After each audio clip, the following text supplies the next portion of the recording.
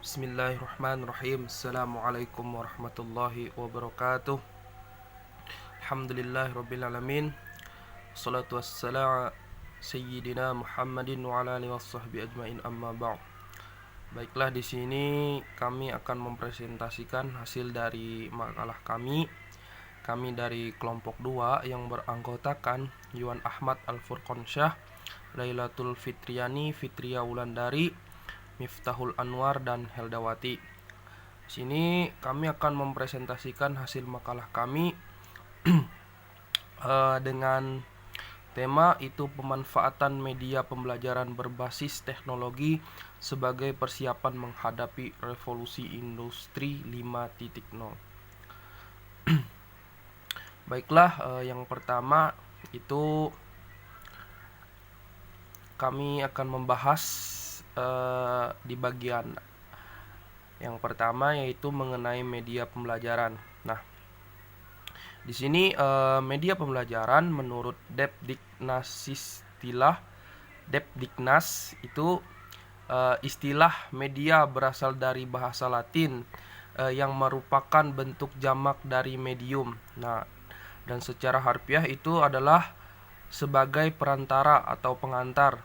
Kemudian itu makna umumnya adalah segala sesuatu yang dapat menyalurkan informasi dan sumber informasi kepada penerima informasi. Jadi proses belajar mengajar ini pada dasarnya juga merupakan proses komunikasi, sehingga media yang digunakan dalam pembelajaran disebut sebagai media pembelajaran. Jadi itu adalah media pembelajaran tadi, itu adalah proses belajar mengajar. Nah, dan juga bisa dikatakan sebagai proses komunikasi. Kemudian mengidentifikasi media sebagai alat bantu pada proses pembelajaran itu bisa dijadikan sebagai wahana penyalur informasi belajar atau penyalur pesan guna mencapai tujuan dari pembelajaran. Jadi media pembelajaran ini sangat berpengaruh terhadap sebuah pembelajaran yang ingin dicapai. Namun pada konteksnya, media sebagai sumber belajar itu memiliki makna secara luas atau memiliki arti secara luas, di mana media dapat diartikan dengan sebagai manusia, benda, ataupun peristiwa yang memungkinkan peserta didik memperoleh pengetahuan dan keterampilan. Kemudian pada hakikatnya berbagai batasan yang dikemukakan ini mengandung pengertian dasar yang sama. Nah, di mana dalam berkomunikasi kita membutuhkan media atau sarana. Jadi dalam komunikasi untuk saat ini pasti kita membutuhkan media atau sarana. Nah, di mana secara umum media itu adalah apa saja yang dapat menyalurkan informasi dari sumber informasi ke penerima informasi. Jadi media pembelajaran ini bisa diartikan sebagai perangkat lunak atau dalam sistem komputer itu dikatakan software yang berupa pesan atau informasi pendidikan yang disajikan dengan memakai suatu peralatan bantu. Nah, peralatan bantu ini bisa dikatakan sebagai hardware, di mana agar pesan atau informasi tersebut dapat disampaikan kepada tujuan yang diinginkan. Nah, di sini sangat jelas bahwa media berbeda dengan peralatan, tetapi keduanya merupakan unsur-unsur yang saling terkait satu sama lainnya. Jadi untuk media dengan peralatan itu berbeda untuk maknanya, di mana tetapi mereka mempunyai unsur-unsur yang saling terkait satu sama lainnya, di mana dalam usaha menyampaikan pesan atau informasi pendidikan kepada hal yang ingin dituju. Nah, kemudian dari hal ini bisa kita simpulkan bahwasannya media merupakan wadah dari pesan yang sumber atau penyalurnya ingin diteruskan kepada sasaran atau penerima pesan tersebut. Nah, dan bahwa materi yang ingin disampaikan adalah pesan pembelajaran, dan bahwa tujuan yang ingin dicapai adalah terjadinya proses belajar. Jadi pada media pembelajaran ini intinya tujuan akhir dari media pembelajaran ini adalah proses belajar, di mana dalam proses belajar itu dibutuhkan alat bantu agar apa yang ingin disampaikan itu lebih mudah diterima oleh orang yang menerima proses pembelajaran yang kita berikan. Misalkan salah satu tujuannya kepada peserta didik, mahasiswa, dan lain sebagainya. Jadi media pembelajaran ini sangat berpengaruh terhadap proses belajar dan sangat mempengaruhi itu mempercepat proses pembelajaran agar lebih mudah dimengerti. Selanjutnya yang B, mengenai teknologi pembelajaran akan dijelaskan oleh teman saya Lailatul Fitriani. Saya Lailatul Fitriani akan menjelaskan bagian yang selanjutnya, yaitu yang B, teknologi pembelajaran.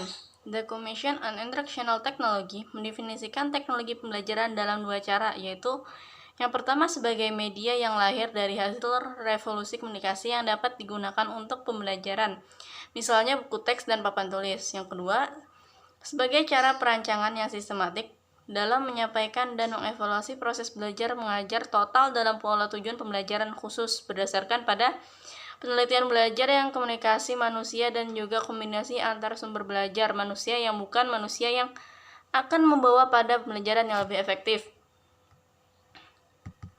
Yang kedua yaitu teknologi pembelajaran merupakan sebuah usaha dengan atau tanpa mesin yang tersedia atau yang dimanfaatkan untuk manipulasi lingkungan individu, sehingga diharapkan dapat terjadi perubahan perilaku atau hasil belajar yang lain.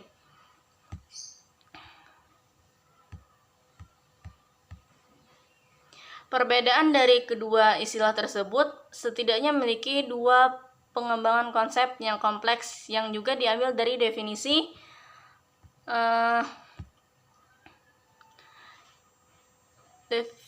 tahun 1997, yaitu yang pertama definisi konsep tahun 1997 tentang teknologi pendidikan disebut sebagai proses yang digambarkan oleh teknologi pendidikan sebagai teori atau bidang atau profesi. Yang kedua, konsep sistem dimasukkan melalui pernyataan definisi awal di dalam keseluruhan konsep pendukung utama yang dijabarkan secara deskriptif dan perspektif. Baik, di sini saya akan melanjutkan penjelasan, yaitu bagian C, media pembelajaran berbasis teknologi informasi.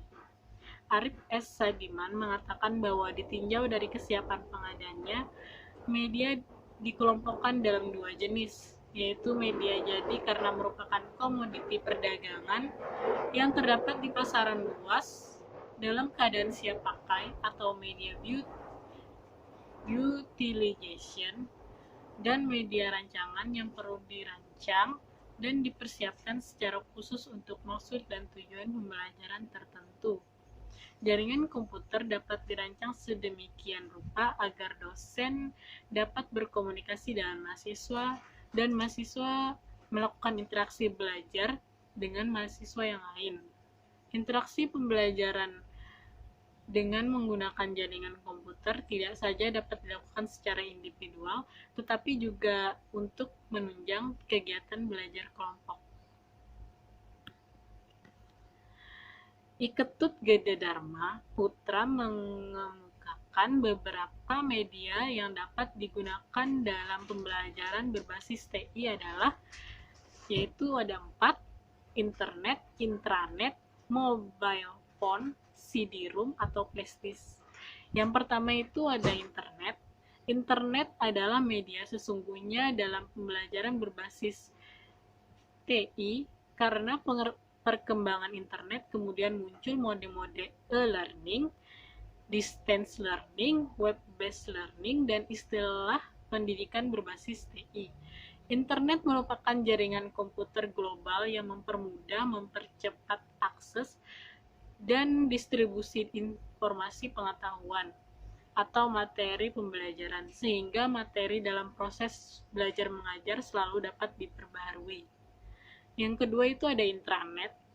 Intranet apabila penyediaan infrastruktur internet mengalami suatu hambatan, maka intranet dapat dijadikan alternatif sebagai media pendidikan berbasis TI Karakteristik intranet hampir sama dengan internet, hanya saja untuk area lokal dalam suatu kelas, sekolah, gedung, atau antar gedung. Yang ketiga ada mobile phone. Seseorang bisa mengakses materi pembelajaran, mengikuti pembelajaran melalui telepon seluler. Begitu canggihnya perkembangan teknologi sekarang sampai munculnya istilah baru dalam pembelajaran berbasis TI yang disebut m-learning atau mobile learning. Yang keempat itu ada CD-ROM atau flash disk. Media CD-ROM atau flash disk dapat menjadi media apabila koneksi jaringan internet atau intranet tidak tersedia. Media pembelajaran disimpan dalam media tersebut, kemudian dibuka pada suatu komputer. Pemanfaatan media CD-ROM atau flash disk merupakan bentuk pembelajaran berbasis TI yang paling sederhana dan paling murah. Assalamualaikum warahmatullahi wabarakatuh. Di sini saya akan melanjutkan presentasi bagian D, yaitu revolusi industri 5.0. Nah, seperti yang kita tahu bahwa revolusi industri 5.0 ini merupakan salah satu perkembangan dari 4.0, di mana 4.0 ini sudah mengenalkan teknologi ke kita.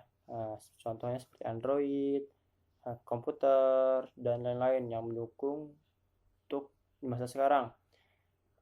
Dan tidak lupa pula bahwa revolusi industri 4.0 ini memiliki peranan juga di dalam dunia pendidikan, di mana proses pendidikan di era 4.0 ini bukan lagi berbasis ke kelas tradisional, tetapi penggunaan perangkat lunak dan sistem jaringan menjadi basis utama dalam model pembelajaran di era 4.0. Sehingga pada revolusi 4.0 ini telah mengubah paradigma proses belajar mengajar dari pendidikan tradisional ke dalam model digital. Contohnya bisa jadi dari face to face menjadi virtual.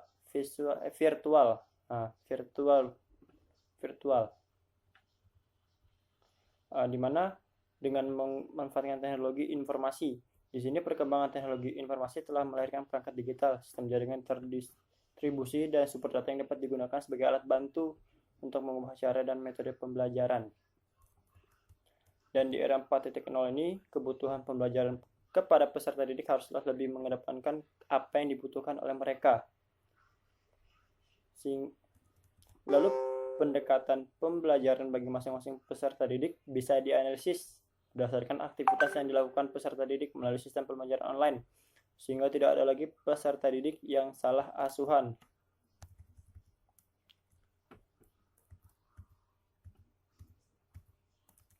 Lalu kita kembali ke revolusi industri 5.0, di mana revolusi industri 5.0 ini dalam implikasi dunia pendidikan itu bukanlah hal yang baru. Karena konsep industri 5.0 ini merupakan antitesis dari 4.0, ya, di mana selanjutnya pembahasan dari Fitria Wulandari. Wabarakatuh. Saya Fitria Wulandari akan melanjutkan presentasi dari teman saya sebelumnya tadi. Di sini saya akan menjelaskan manfaat media pembelajaran sebagai persiapan menuju revolusi industri 5.0. Nah, dengan adanya media pembelajaran saat ini, materi yang disampaikan itu up to date sehingga tidak tertinggal informasi mengenai hal-hal yang baru. Juga dalam proses belajar mengajar menjadi lebih menarik, sehingga penyampaian materi dengan media dapat menjadi lebih jelas. Nah, dalam menuju revolusi industri 5.0 yang akan mendatang, di mana dalam media pembelajaran pun harus semakin bisa berkembang. Salah satunya yang paling pesat berkembang di industri 5.0 ini adalah pengembangan robot. Nah, jadi maksudnya dari industri 5.0 ini adalah supaya bisa menyelesaikan masalah yang tercipta di industri 4.0, antaranya adalah bidang sosial dan bidang pendidikan.